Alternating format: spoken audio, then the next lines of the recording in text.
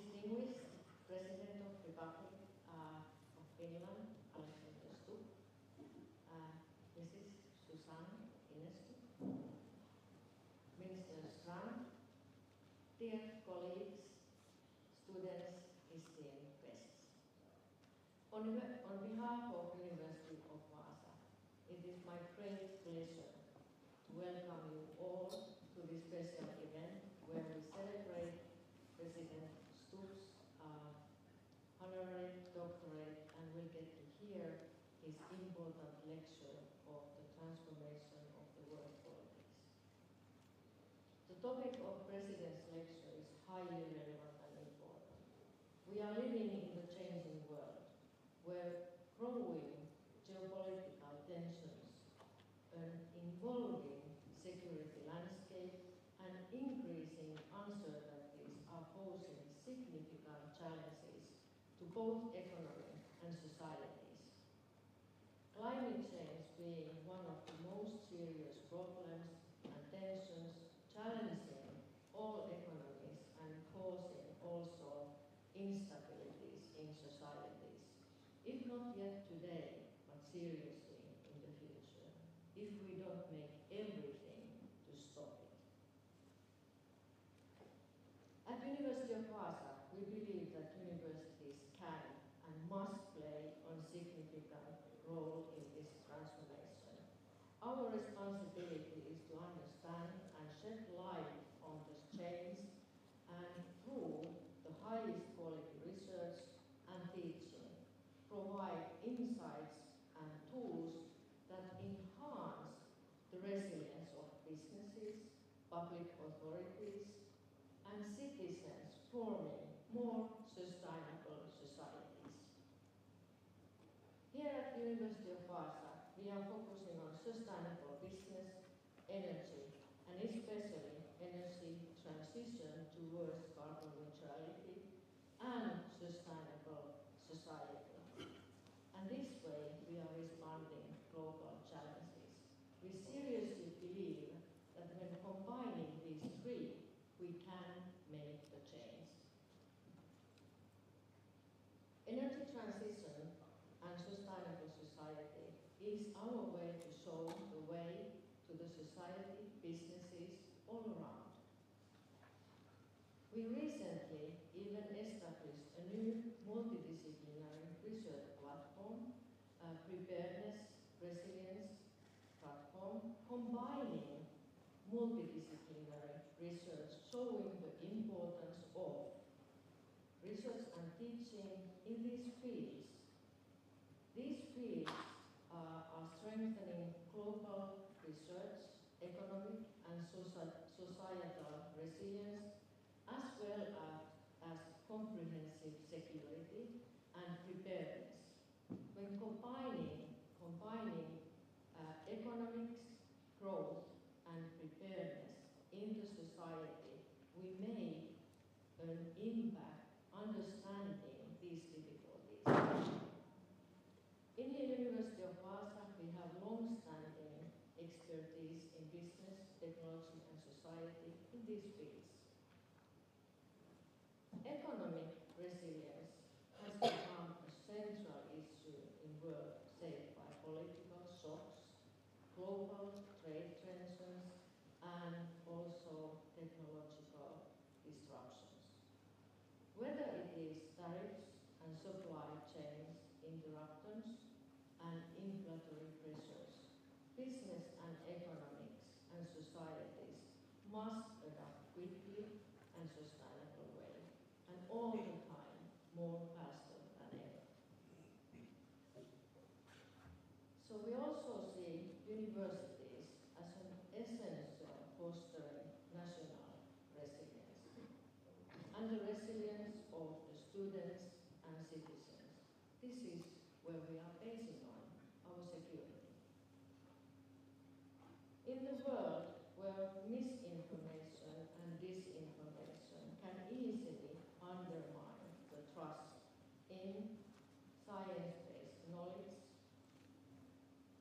in the decision making, it is more important than ever to base the choices on science and clear understanding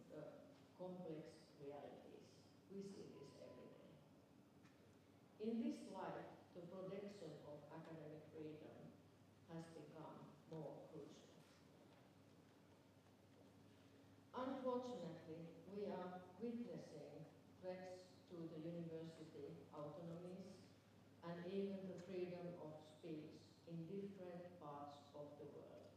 The parts of the world that we ever previously could not even imagine.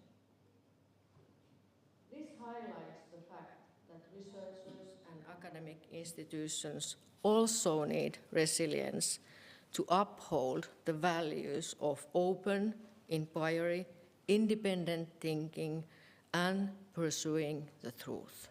Truth based on the best knowledge what we can offer based on science.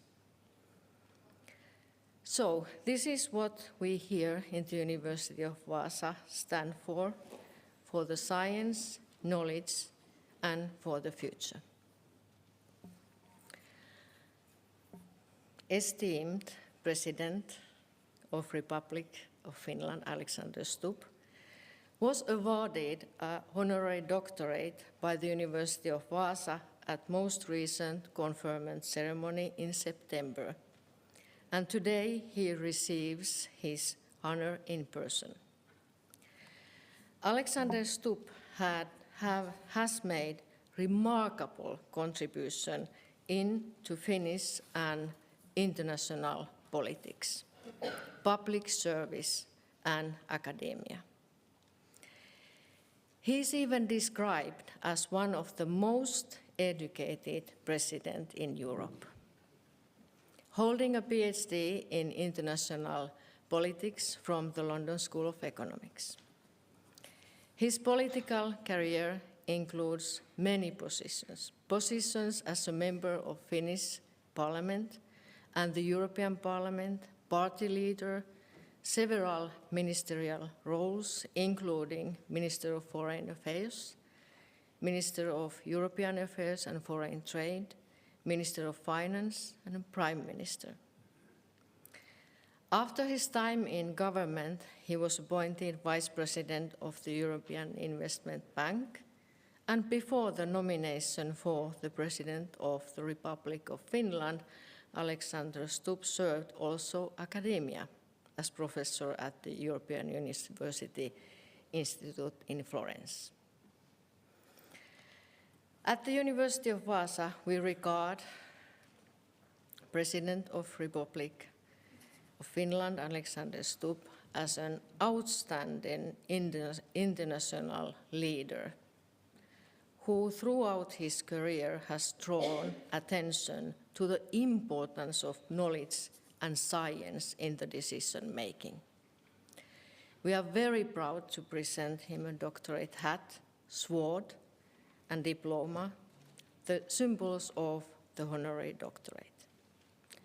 The hat symbolizes the academic freedom, the right and responsibility of scholars to seek truth without restrictions. This is what we see that honorably our president is doing.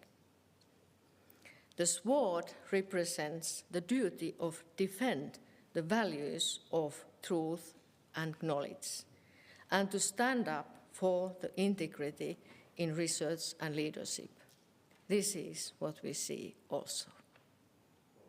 For the international and of course national community, these values are hugely important in current date of situations.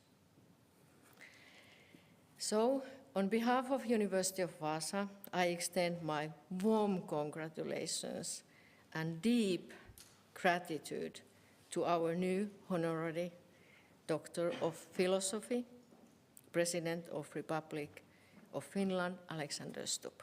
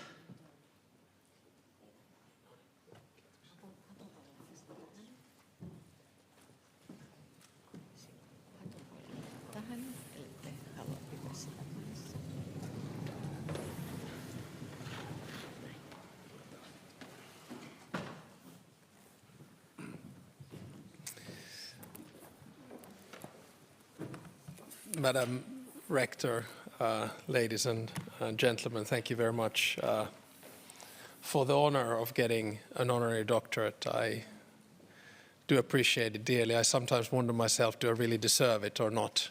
But your words sounded so nice, so it's very kind to take it.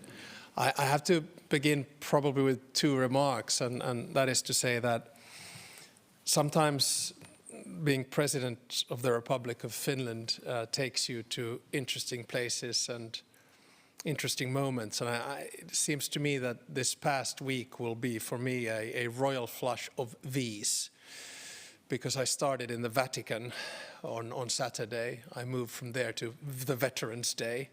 And of course I started the morning here in Vöri, in Vörå. I came to Vaasa, and I'm really looking forward to Vappu.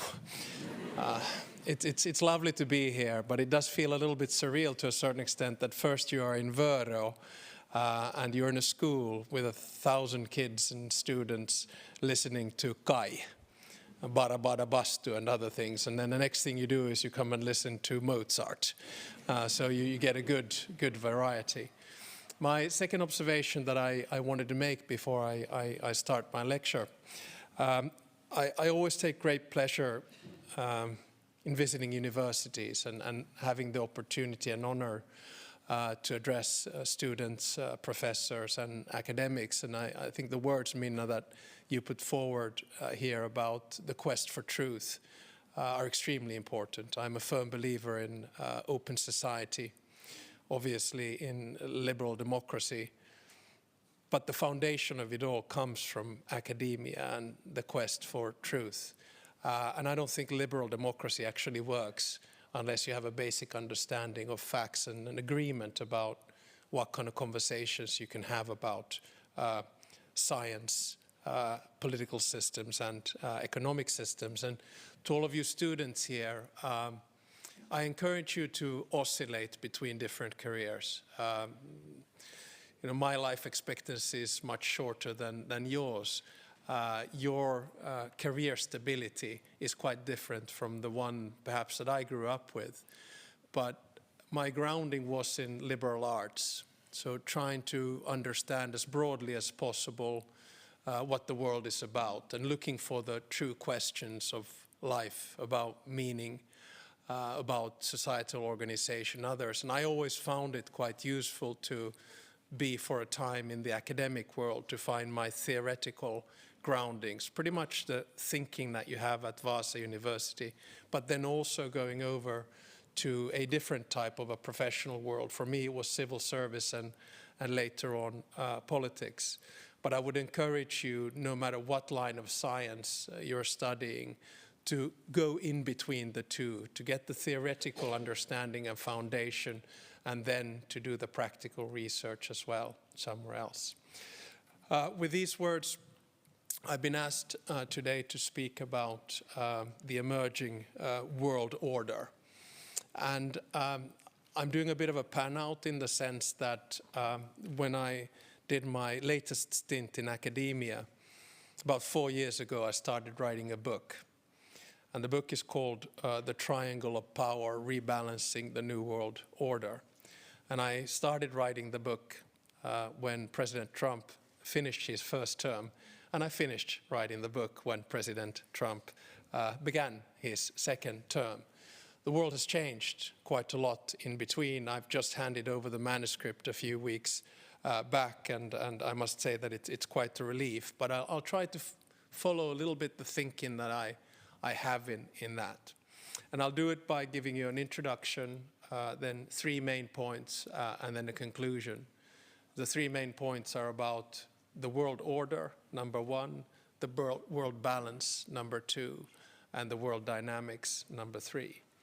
But by way of introduction, I started my studies in 1989 at Furman University in Greenville, South Carolina, small liberal arts school down in the southern Bible Belt, if you will.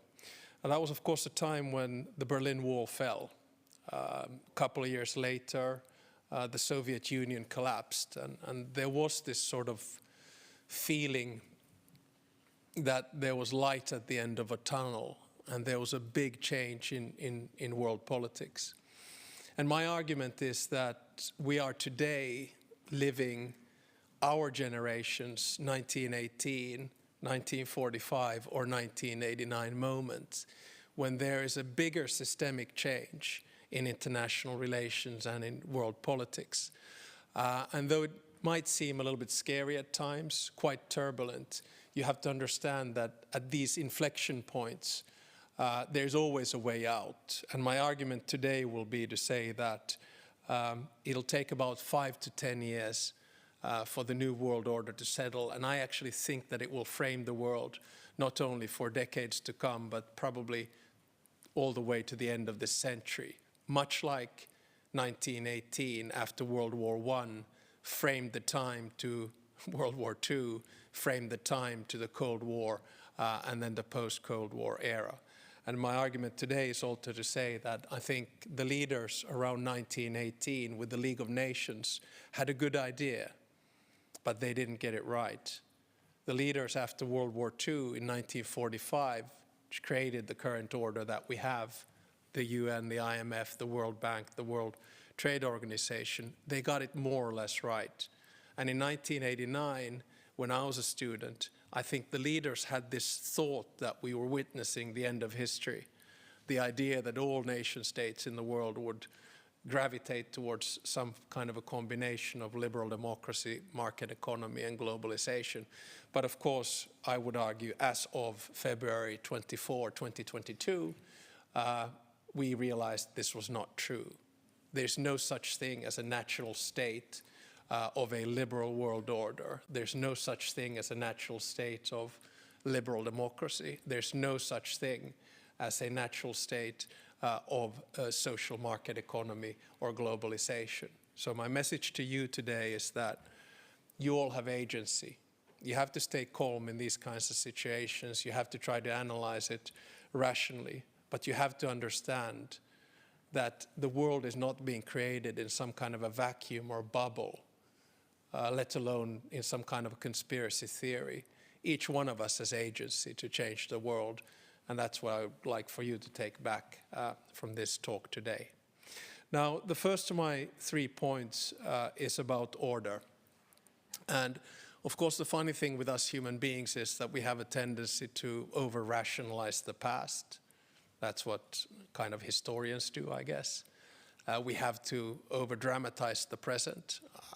I guess that's what us political scientists quite often do. And when we do these two mistakes, we kind of underestimate the future. And my starting point is to say that before World War I, we were witnessing a rather multipolar world. Yes, there was, a broader concert of powers, big states ruling over small, but there was also this very strong feeling before 1914 of internationalism, of multiculturalism, of art, of culture. This basic thought that we're going towards something good until the shots of Sarajevo hit on World War I. And after World War I, we continued this multipolar world. There was an attempt to make it multilateral, which means that you create institutions such as the League of Nations and have norms. But interestingly enough, there was one country that did not eventually, end of the day, participate in the League of Nations, and that was the United States.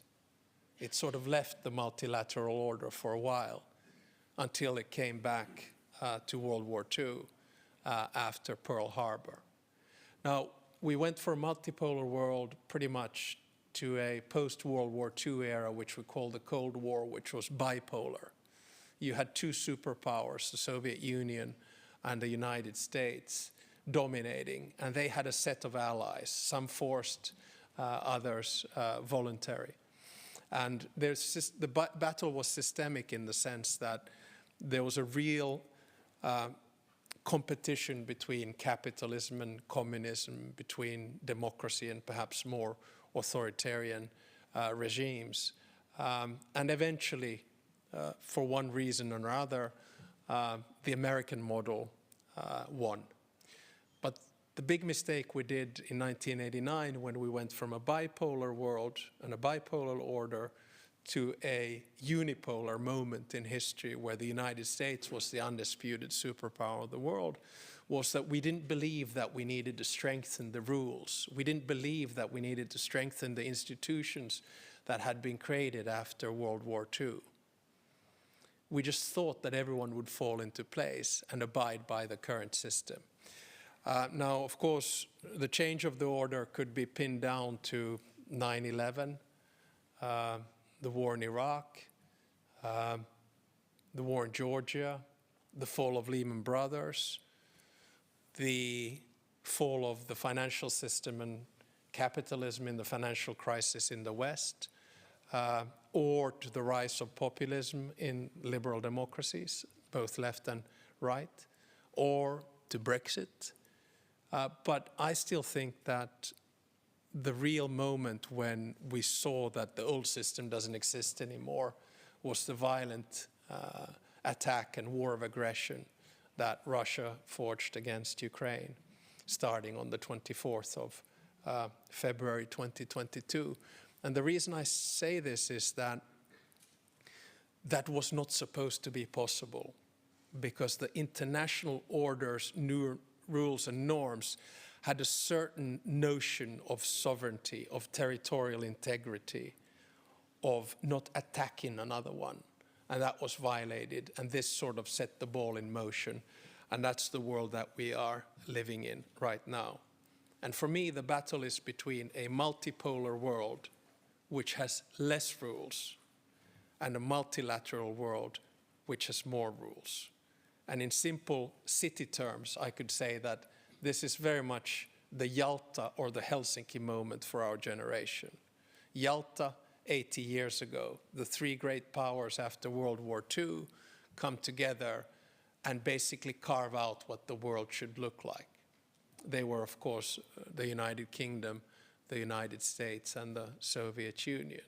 They were also the ones who ended up being in the UN Security Council, together, of course, with France and with China. Helsinki, again, 50 years ago, pretty much in a couple of months to the day, was an idea that you could actually bring the East and West together, and you would have a certain set of rules and norms in three different baskets that would define the rules of states.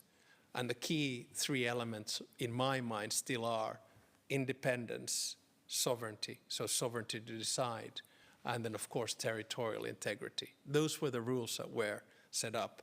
And I think this is the battle or competition that we are seeing right now about the New World Order. My second point is about the balance. And this is probably the thesis of the book as well. And that is to say that I think that there are three spheres of power in the world right now, very broadly defined. We have the global West, which is or was, we don't know yet, led by the United States. That's roughly 50 countries. They are countries that founded through Bretton Woods or San Francisco the current institutions and norms that we had. They set the tone with the leadership of the United States. Basically, the international order that we have today is an American order. It's a Western order. On the other side, you have the global East, roughly 25 states led by China, followed by the likes of Russia and 23 countries that usually vote with them in the UN. They want to change the current order. And in the middle of this, of course, is a big power struggle between the United States on one hand and China on the other. But the belief of the global East is that, well, the current system that we have doesn't play well enough into the hands of other powers in the East. So to a certain extent, an understandable argument, but with a twist. My big thesis is that the one who's going to decide the next world order is actually the global South. And I hate to lump 125 countries together, but they are countries who did not have in my mind, sufficient access to the international system throughout their history. Could have been through colonialization, could have been through something else. The global south will have a few key swing states or powers that will determine whether we tilt towards the multipolarity, probably driven by the global east, or the multilateralism driven by the global west. These countries include India, Indonesia, Saudi Arabia, Nigeria, South Africa, Kenya, Brazil, Argentina, Mexico. And my point is that in this new world order, if we in the West want to have an impact, we basically have to move towards not only a dignified foreign policy, but dialogue and cooperation with the global South in a completely different way in which we have done in the past roughly 100 years. So right now we're living in this sort of mix in the balance, where the balance hasn't settled. After World War II, it settled towards the West. After the Cold War, it was very much around the United States. And now in this multipolar world, we don't know exactly the direction in which it's going to go. My third and final point is about the dynamics of power. And in my world, again simplified, you have one dynamic which is competition, which can be quite good. You know, it can be economic competition, it can be political competition, it can be technological competition. That's what drives us forward. But the problem, of course, becomes if competition is misused. We're seeing, for instance, right now, a competition of tariffs and customs, which are basically breaking the old economic order. And I'm not sure this is going to end up well, but we don't know. The worst thing that can happen is that the global competition, geopolitical competition, leads to conflict. And after the Cold War, it was pretty simple. Most conflicts, as horrible as they are, were local. They were basically civil wars. Now we're starting to see regional conflicts. Israel, Palestine, Russia, Ukraine, and spillover effects elsewhere. So the bottom line is, if a vacuum of power emerges, someone is going to fill it. And if there are no rules of the competition, you're going to have more conflict. And of course, what we need to avoid is not only the conflict going from local to regional, but then becoming global. And that's what a lot of people are trying to manage right now. And the final element of dynamics, which I'm sort of hoping for, is cooperation. But in order for there to be competition which does not spill over to conflict, cooperation has to be based on new rules. We cannot be in a world where the most important national organization in the world, the United Nations, has a Security Council which has only 5 members, and only those 5 members have a veto power. It is completely unacceptable that there are no members in the UN Security Council from Latin America, that there are no members from Africa, and that there's only 1 member from Asia. So if we want to have a rules-based world order, there needs to be agency. And agency comes from a feeling that you have a say in a system. And the paradox of our time right now is that exactly at a point when we need cooperation on climate change, on technology, because artificial intelligence is going to change who we are as human beings and our cognitive capacity as well. When we need cooperation on energy, when we need cooperation on development, when we need cooperation on migration, that is exactly the moment when we're trying to tear the institutions where this could be done apart. And we need to, in my mind, work against that. So I'll conclude before Q&A by saying that we don't exactly know where the world is going to go yet. One possibility is that we go towards some kind of an a la carte world where it's kind of dog eat dog, very Hobbesian in many ways. You just do transactional deals with whoever. You have no values, you only have interests. Very Machiavellian thinking, if you will. That world is possible.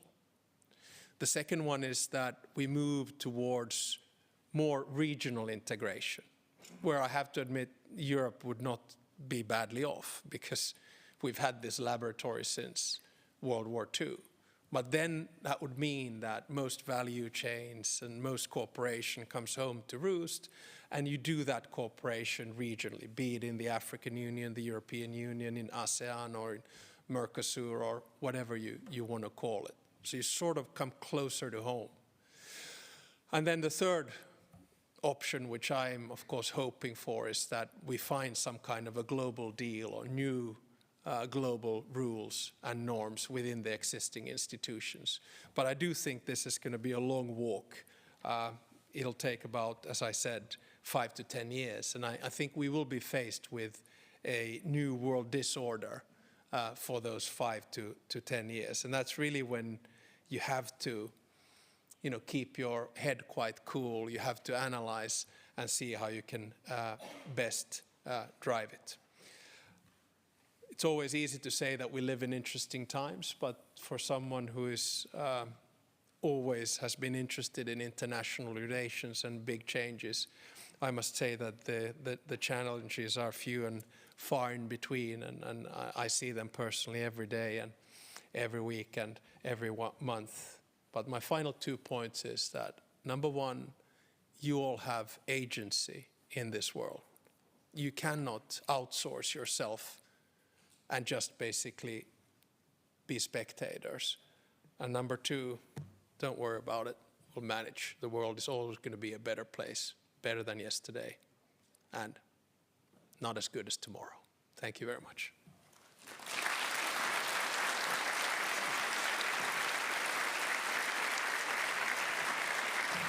That's good.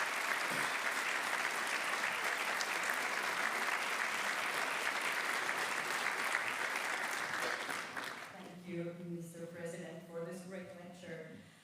We have some questions that our students would want to ask you, and actually I'll ask you the first one. So, what do you see that is the role of students, or role or potential of students in this transforming world?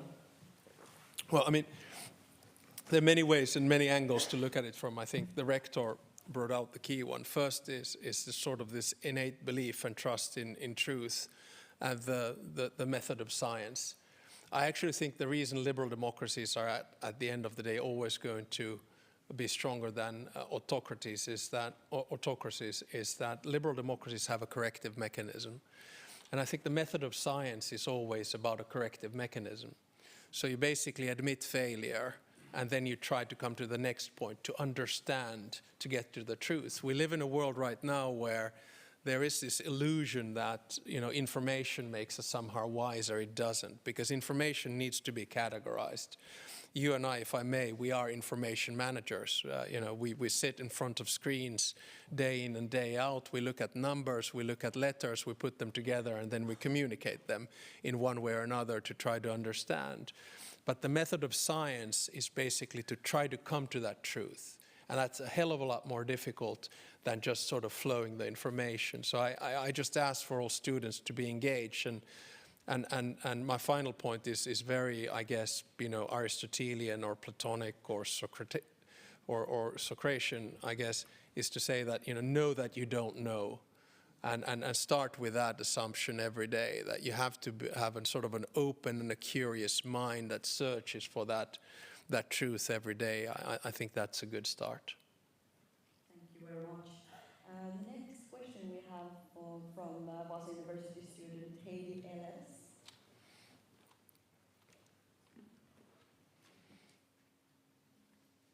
Thank you, first of all, Mr. President, for your brilliant words.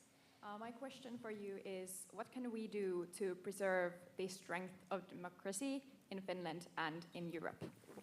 Well, point number one is challenge authority and challenge power, challenge the President of the Republic. So I think the starting point is that if you live in an uncritical society, it's usually a society that doesn't develop. So in order for you to preserve democracy, there are many different elements. You work towards an open society, you promote freedom of speech, you promote media freedom, you're engaged in elections, not only voting, perhaps you want to take a political stand for something that you believe in strongly, which means that you might want to, take the big courageous step of running for a public office. These are elements that I think preserve democracy. And for me, it all starts from this sort of, holy triangle of a separation of powers between the judicial, legislative, and executive power. But I think what all of us need to understand, all of us in the room, I make an assumption that we kind of like liberal democracy. You have to understand that it's not an end state. It's not some kind of a finalité that, great, Finland is a democracy, second or first country, depending on how you count, to give women the right to vote. We have a vibrant democratic culture.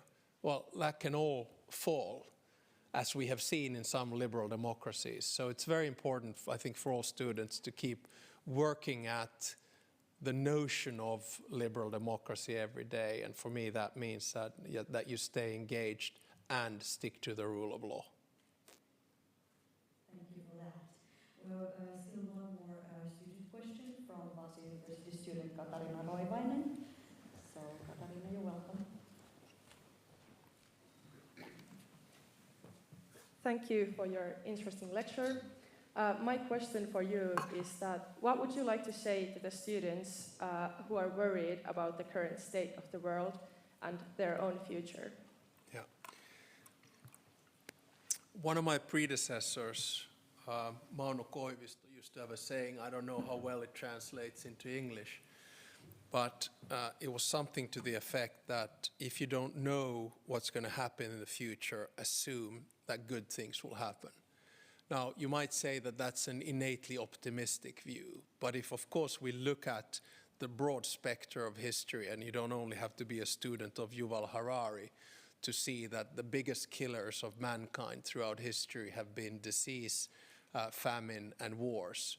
And even though it doesn't feel like that right now, the numbers are much lower than they have ever been in the history of mankind. The problem is that we live in a world of noise. You and I, we're on our screens a lot of times. Probably I'm too much, at least that's what my wife says. We get war in real time. And I remember studying in the US, and that was around the first Gulf War. And that was a time when for the first time you saw news anchors like Tom Brokaw standing, at hotel tops somewhere in Kuwait, seeing missiles flying around. And that was shocking to me as a student, and of course felt quite anxious about it. Now take that a few hundred times to what you see on your screens today. So there is this sort of understanding of anxiety. But at the end of the day, if you fall into that trap of anxiety and think that you cannot influence, that you cannot help, then you've lost the game. So the hope that I have is that you are active in trying to make this world into a better place. And again, this period of disorder will last for a few years. But at the same time, when a new order emerges, there are new opportunities. And there will be a time when we look back at the post-2022 world and think, oh, what was all the big noise about? But right now we're so engaged in it.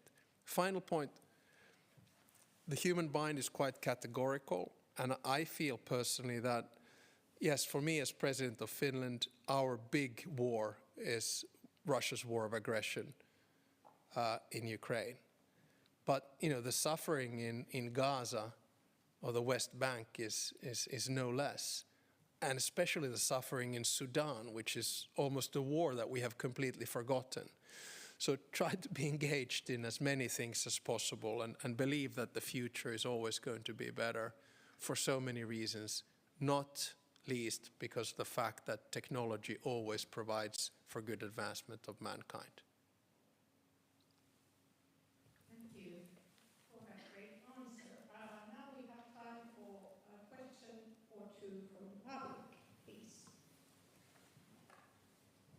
we have their question up there.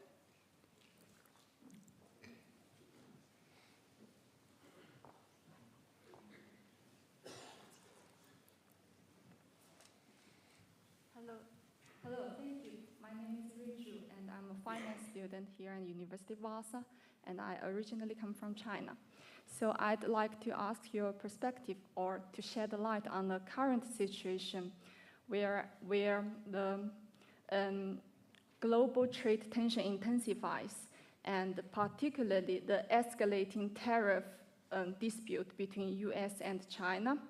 What's your perspective how Finland, as a proponent of free trade, can tackle or de-escalating this trade dispute?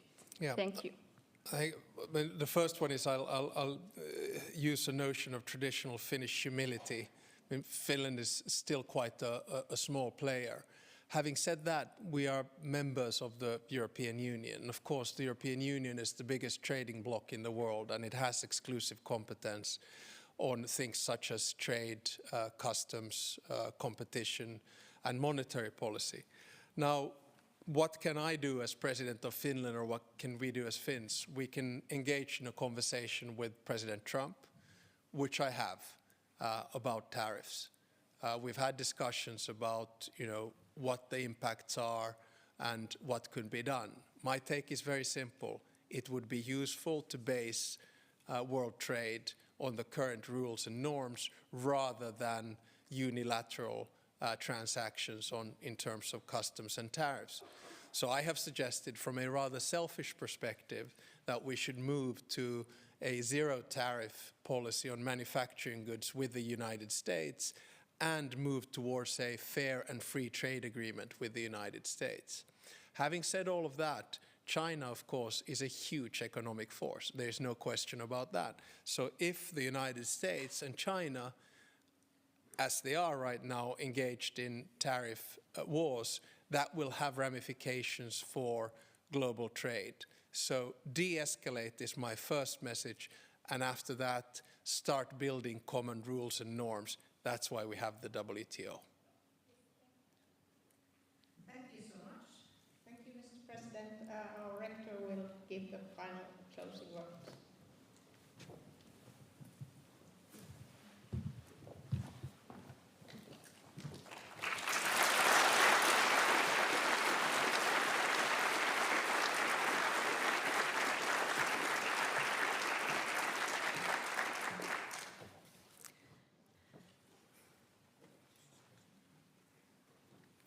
Actually, my wordings here is only to thank you. Thank you, our deepest gratitude, President of Republic Alexander Stubb, for visiting us, visiting our university, Vaasa, Vöyri, Ostrobotnia, and then continuing to visit one of our jewelry stone companies in Finland, Wärtsilä. We really thank you for also accepting the Honorary Doctorate position in our university, and we hope that this gives you strength for your very important work for Finland and for Europe, and to try to keep the global balance.